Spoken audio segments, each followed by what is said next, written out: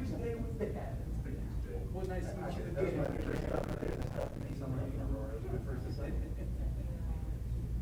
I don't know if I have them. Still over spots for May. Oh, you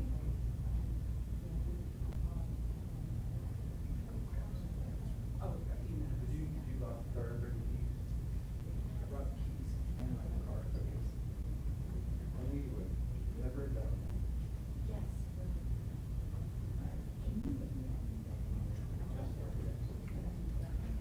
What's your name?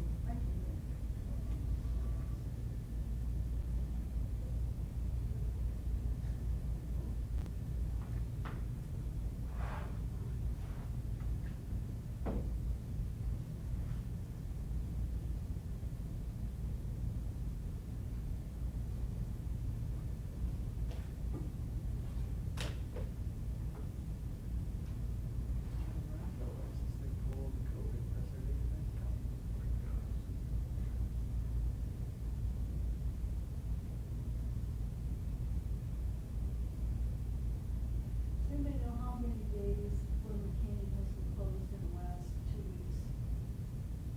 Well, it has been closed since Thursday night. It's been closed since Thursday night. And it probably was closed a few times before that too, that I had to check out. I had to check out.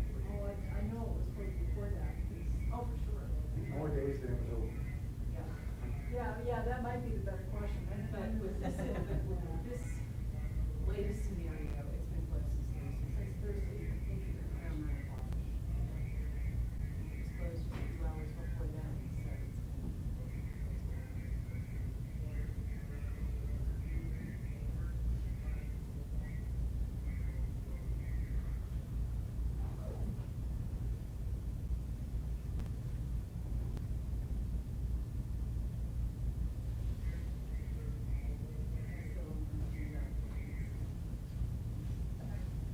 I told him also some of our weeks and do that.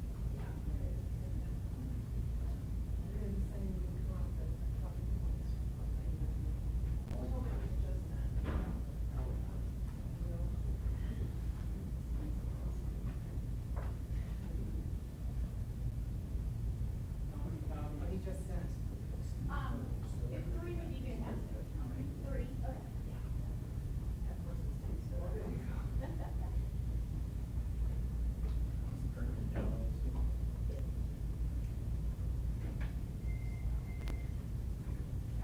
Good, what do you think?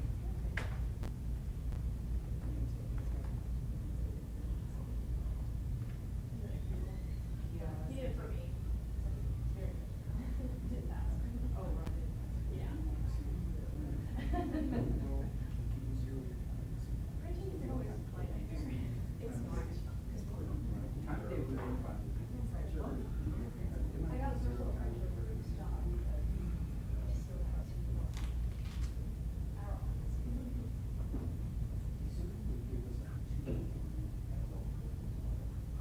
Yeah. Okay, thank you so much.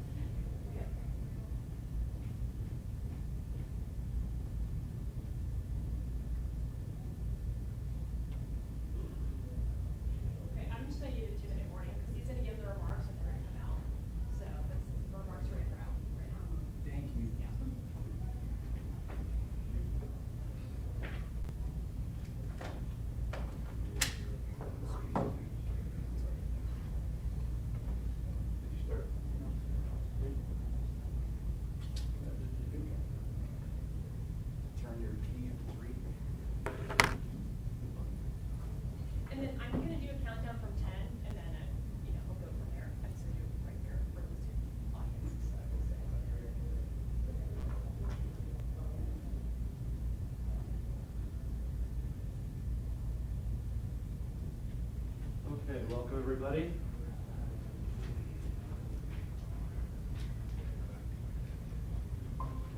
I'm going to count you down to 10. So Okay. let's start.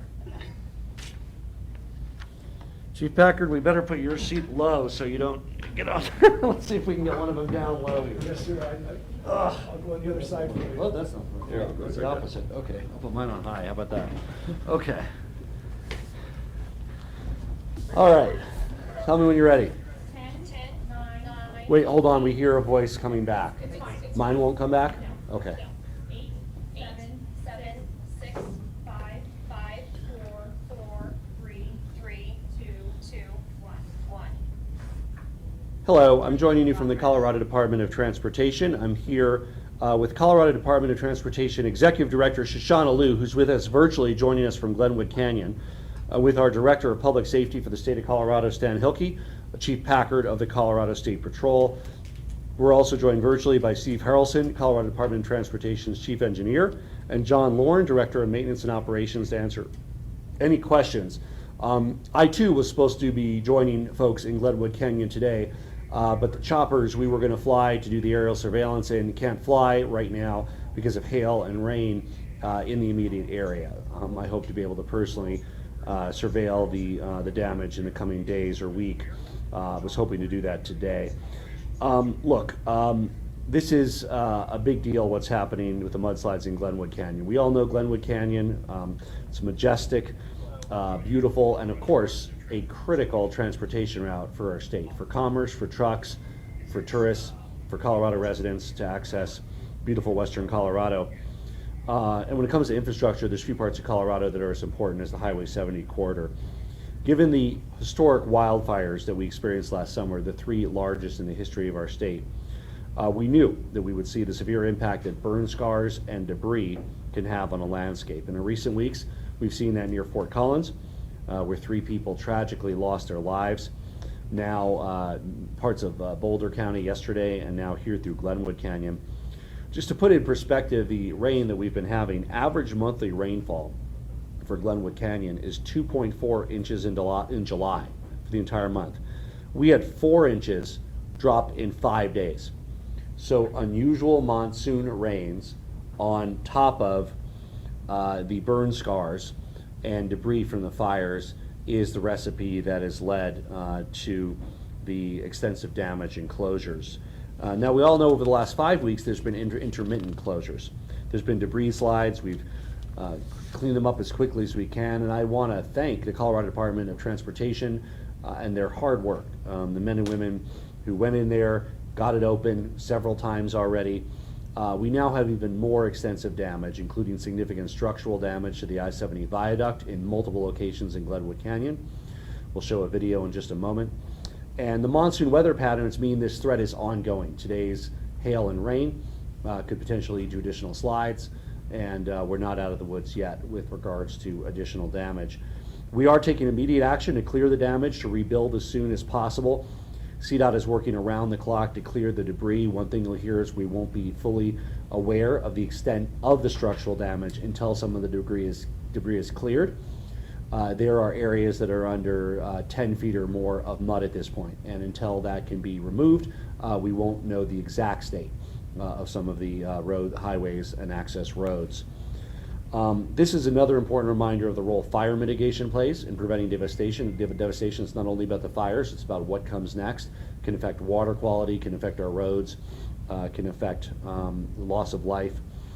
And that's one of the reasons this legislature and us have moved with $25 million for targeted wildlife risk mitigation, the purchase of a new Firehawk helicopter to respond quickly. We're putting funding towards forest restoration, wildfire risk mitigation, bolstering the Colorado Water Conservation Project, and much more. We're also working closely with our partners in the federal government to make sure that across all levels of government we can coordinate our response. I recently had the opportunity to join President Biden with other governors and key federal leaders to talk about wildfires in the West. And we also joined Secretary of Agriculture Vilsack recently to tour the Cameron Peak fire burn scar. And we had very effective conversations with him as well about that. I know this closure has a big impact on Colorado, on many Coloradans who utilize this corridor as a major passageway. in their daily lives, to enjoy their weekends, to support their families through the tourism economy. And I can assure everyone that the Colorado Department of Transportation is doing everything in our power to reopen as quickly as possible. As we speak, we're preparing the paperwork for a state emergency disaster declaration. We are also beginning the process of the federal Stafford Act declaration, which needs to be done properly to meet the requirements of the Stafford Act. Highway 70 is an important interstate traffic corridor, a key artery for the economy of the entire western United States. We have some aerial drone footage I want to share with you, and we'll put that on the screen now. Thank you.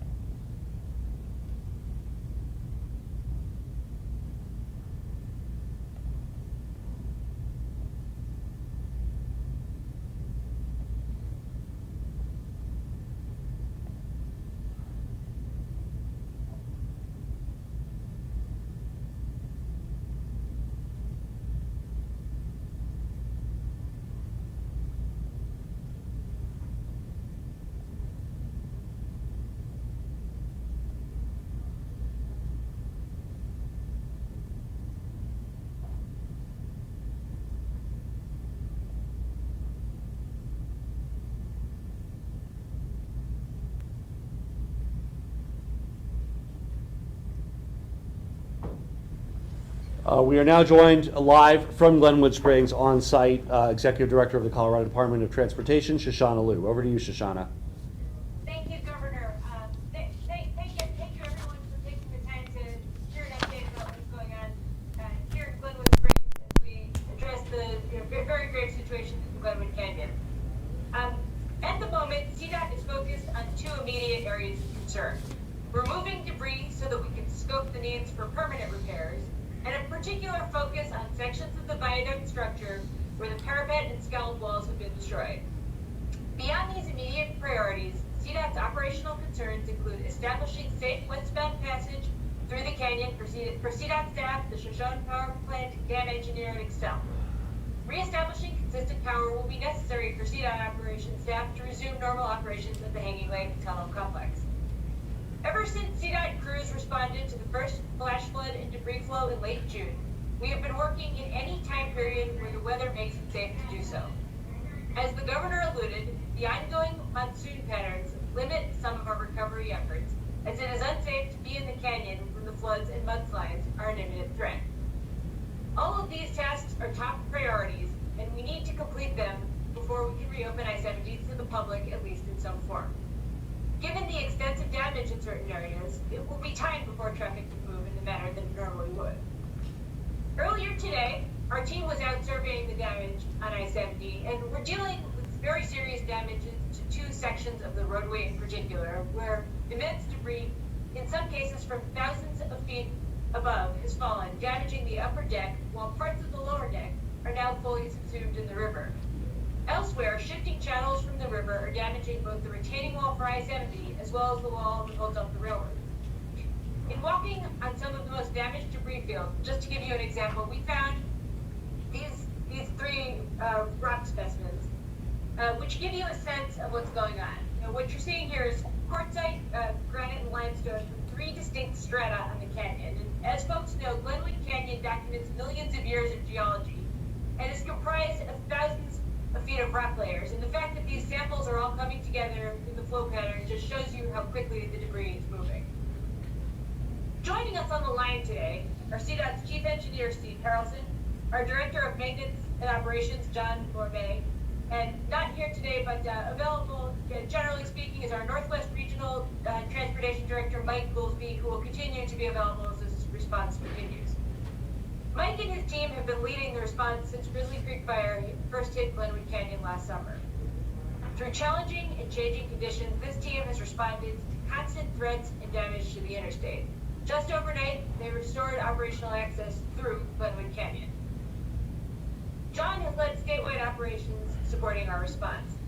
As we have surge personnel and equipment to support operations, John and his team have kept our needs met here in the canyon, bringing together our experts from across Colorado. And Steve will be assuming the lead as we now move into the contracting for permanent and interim repairs to I-70. Steve has led CDOT's work to make similar emergency repairs in other areas, including the very significant issue that we dealt with a couple years ago on US 36. And his work in the mountains includes the reconstruction of the Veterans Memorial Tunnel.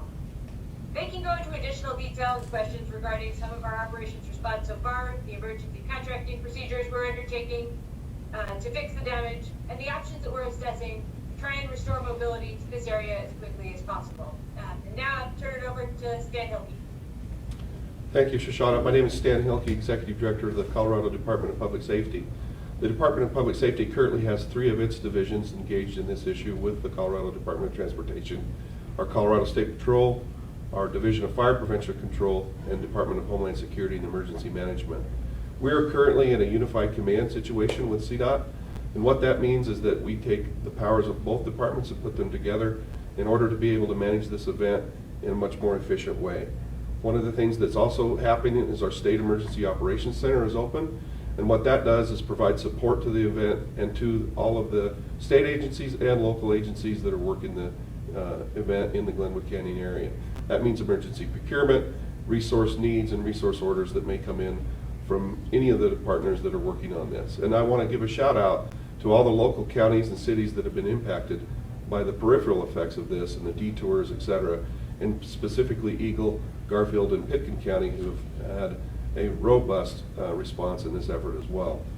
One of the things that the Department of Public Safety is going to assist CDOT with is, while they're trying to work on uncovering the debris in the roadway and assessing the damage of the roadway, we're going to work on problem 1B, which essentially is the river.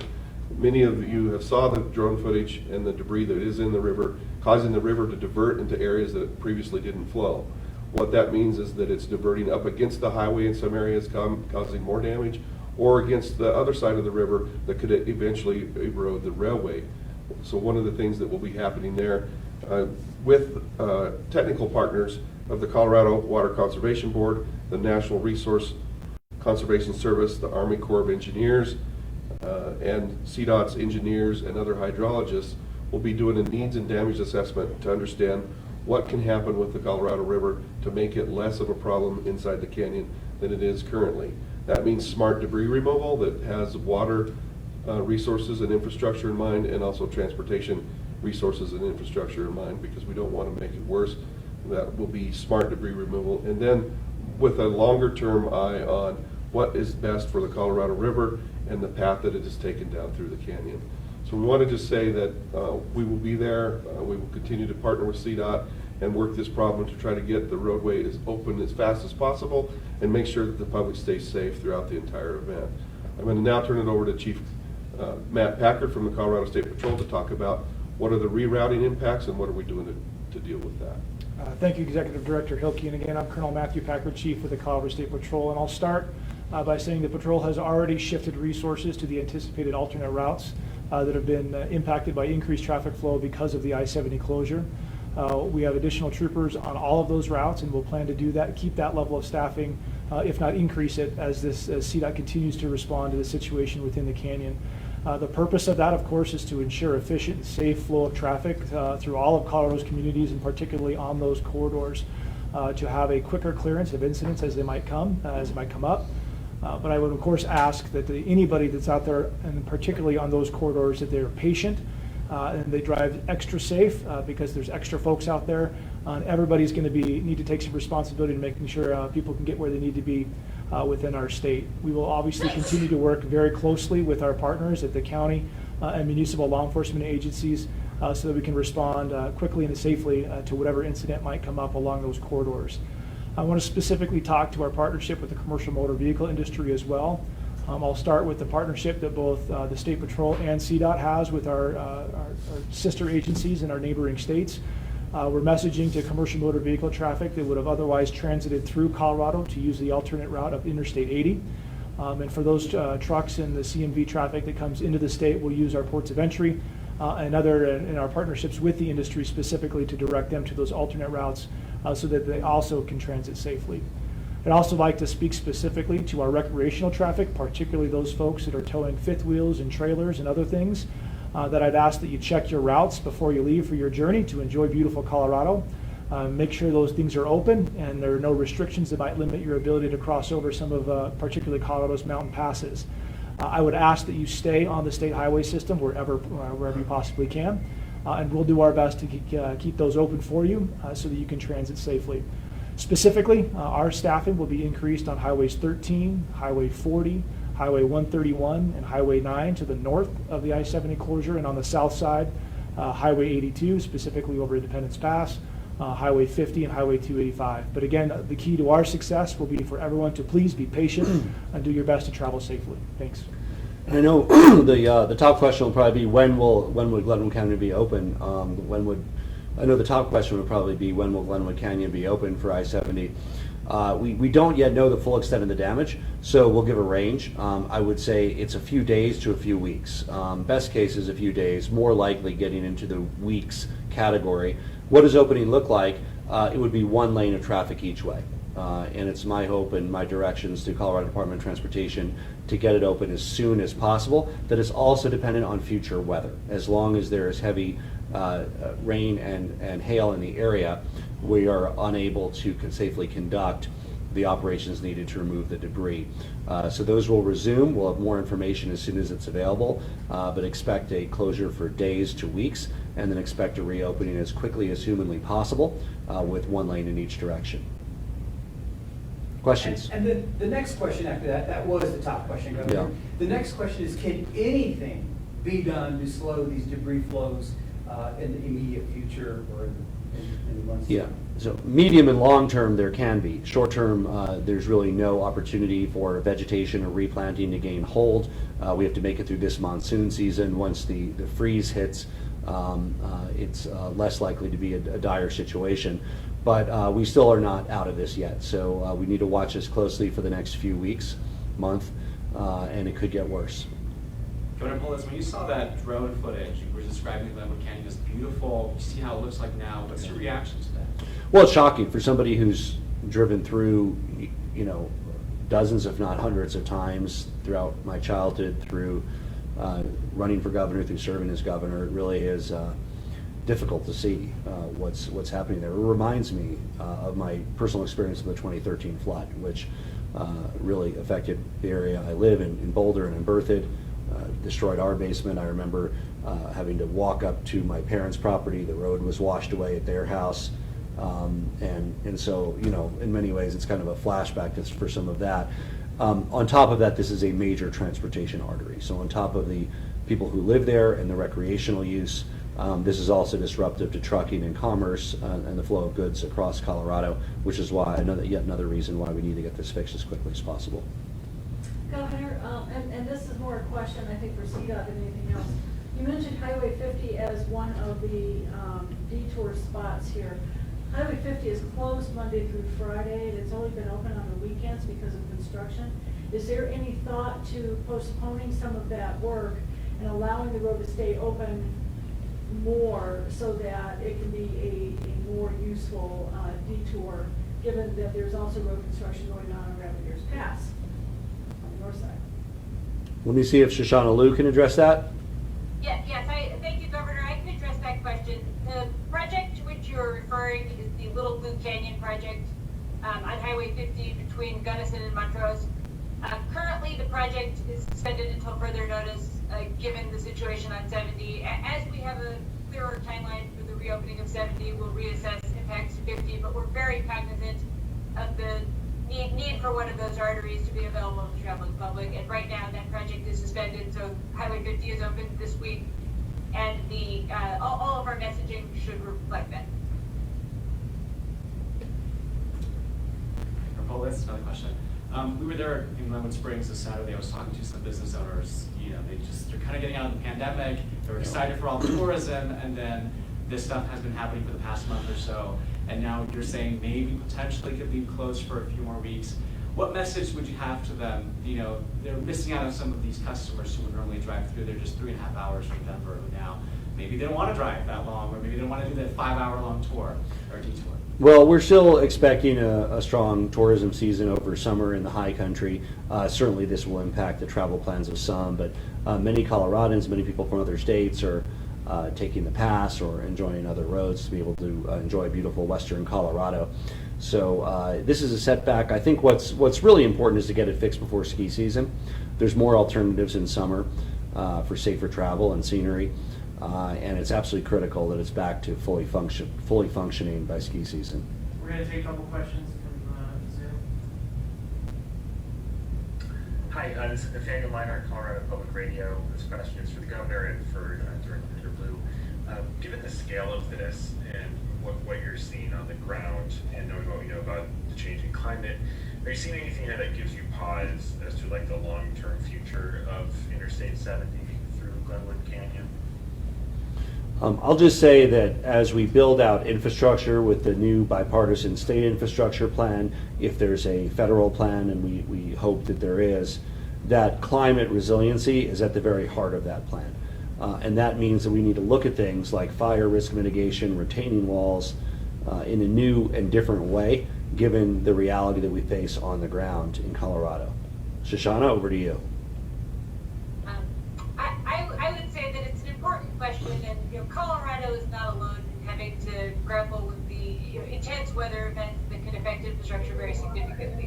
Whether it's the flooding that New York is experiencing, the heat impacts on roadways, in Washington State that's been experiencing record temperatures, or our neighboring states that are facing severe damage in burn areas as well. This is the reality of what we are dealing with.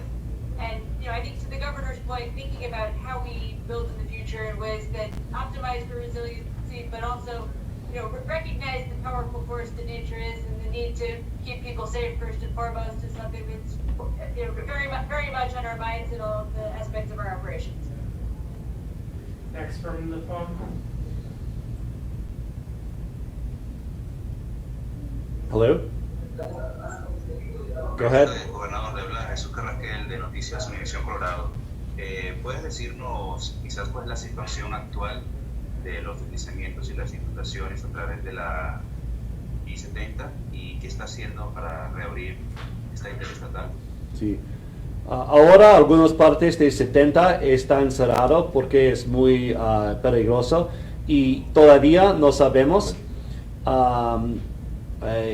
que es destruido y no, porque todavía es cubierto con unos 10 pies o más de piel. Y necesitamos repararlo, pero todavía hay nieve allá en este valle. Y tengo optimismo que podemos abrirlo un poco en algunos días o semanas, pero necesita tomar meses para abrirlo como era. Next question from the phone. Hi, this is Jennifer Yakman with E&E News. I just wanted to follow up with a question about climate change. Can you talk sort of more specifically about what lessons you're drawing from these repeated closures on 70 for building roadways elsewhere in the state, whether it's about addressing wildfire or flooding or the after effects of those events? Yeah, so wildfires are an increased risk to the west in their own right. We experienced that last summer in Colorado. There are some fire activity this summer, but we are directly experiencing the air quality across Colorado from western wildfires. With the burn scars that have been created by these three largest fires in the history of our state, unquestionably additional fires in the future, we also need to make sure that we can do the water work and preservation of infrastructure with retaining walls, strategic use of vegetation, and other methods that can be effective in preventing these kind of mudslides. When we toured the Cameron Peak Fire with Secretary Vilsack, we directly saw the impact of how the silt from the fire was impacting the water supply at several mountain reservoirs that metro area water districts have in the Cameron Peak area. So it's about infrastructure protection, it's about water protection, and it's about fire mitigation, because of course the best way to prevent this kind of burn scar damage is by preventing or minimizing the threat of fires in the first place. Shoshana, do you want to extrapolate some of the other things we learned about protecting infrastructure with climate change? Thank you, Governor. I think one of the things that's a common thread as we deal with these realities is that we have some of the most beautiful landscapes surrounding our roadways in the country, if not the world. And the very things that make it so stunning and so beautiful mean that there are roads that traverse difficult terrain and terrain where the extreme events, including the ones that the governor has mentioned, and the kind of combined forces of climate change put additional pressures on them. So places like Glenwood Canyon are inherently fragile because of the nature of why they're special, and respecting the landscape as we help it heal is something that I think is on all of our minds as we deal with these very, very, very deeply jarring and impactful events. I think broadly we're also very focused on the aspect of climate mitigation, right? I mean, the whole conversation about resiliency is what do you do to be able to withstand these extreme events, but we also have to focus on how we improve our air quality, and how we do the things that we can do to repair some of the damage to the world as we move forward, and recognizing that transportation is the #1 source of greenhouse gas pollution in Colorado. Another question from the phone. Yeah, hello, Governor. This is Vinny Giudice of Bloomberg News in Denver. What are the latest projections for wildfires in August and September? Are we at the risk of seeing more historic blazes like we did last year, or the risks a little bit lower this year? So we have a different team for that. We'll have to get Chief Morgan and others to give an updated briefing. I would add that these very wet conditions that are a direct threat to our roadways and mudslides also act to reduce the fire risk. Now, we have a significant drought in western Colorado. It's been somewhat ameliorated over the last couple weeks of record precipitation, but we do expect that the fire season extends over the next few months. So the water helps, the moisture helps, but it's not definitive in ending this fire season early, and remain wary about threats. And we'll be happy to give another update about how this impacts the fire risk across our state. Phone.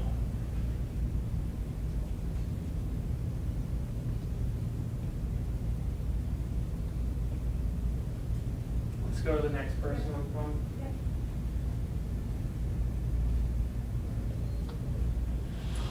Hey, Governor, could you talk a little bit about beyond this year? I think both CDOT and outside experts have said, hey, this is going to be with us for a few summers, most likely. What's your understanding? Is this going to be a diminishing threat in terms of severity next year and the year after and so on? Or is this, are we in for a wild ride again next year? Yeah, I want to highlight the really almost unprecedented amount of precipitation in a short period of time. The average monthly rainfall for the entire month of July in Glenwood Canyon, 2.4 inches. We had nearly twice that rainfall over 5 days. So it was a combination of the burn scar and the threat of the mudslides with a record amount of rain in a very short period of time. So there are greater uncertainties around climate, and I think we're all uncertain as to whether these monsoon